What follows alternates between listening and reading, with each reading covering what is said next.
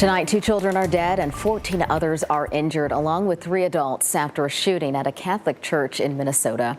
It happened this morning at Annunciation Catholic School as the children were gathered for Mass. The shooter reportedly opening fire from outside the building through windows along the side of the church. ABC's Christiane Cordero reports from Minneapolis with the latest.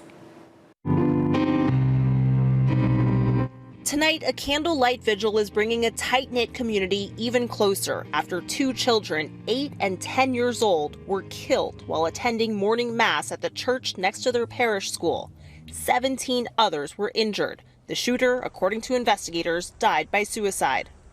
Minneapolis police say just before 8:30 a.m., the shooter, armed with a rifle, a shotgun, and a pistol, fired the weapons through the windows of Annunciation Catholic School's church, targeting worshipers sitting in the pews.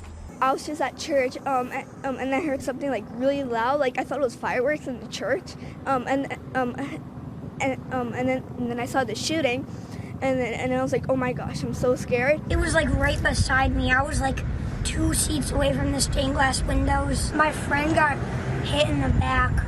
Did he go to the hospital? Yeah, he went to the hospital. Frightened parents rushed to the school, hoping their children were spared. Among the 17 people injured are 14 children as young as 6 years old, according to police. Several remain in the hospital. I believe all of them have their parents with them now, and they are all expected to survive. Driver's license information reviewed by ABC News described Westman as a female. A name change application for a minor born on the same date was approved in 2020, changing the name Robert Westman to Robin Westman. Police say Westman had no prior criminal history. The FBI says it is investigating the shooting as an act of domestic terrorism and a hate crime targeting Catholics. Minneapolis Mayor Jacob Frey angry and emotional, rejecting offers of the usual thoughts and prayers. Right now, while thoughts and prayers are great, they are not adequate. Thousands of people attended tonight's vigil, with community leaders calling for an end to gun violence. Christiane Cordero, ABC News, Minneapolis, Minnesota.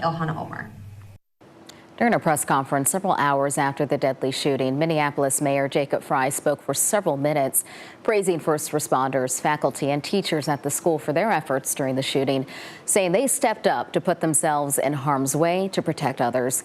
He also expressed the need for more focus to be put on efforts to prevent mass shootings from happening.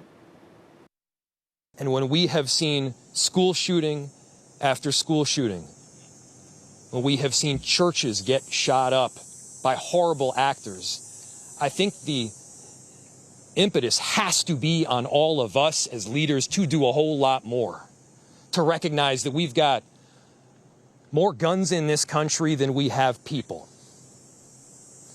And it's on all of us to recognize the truth and the reality that we can't just say that this shouldn't happen again and then allow it to happen again and again beyond that. It's on all of us. Frey also talked about comments he says he saw about the transgender community in the wake of the shooting, as federal officials are referring to the shooter as transgender. I have heard about a whole lot of hate that's being directed at our trans community. Anybody who is using this as an opportunity to villainize our trans community or any other community out there has lost their sense of common humanity.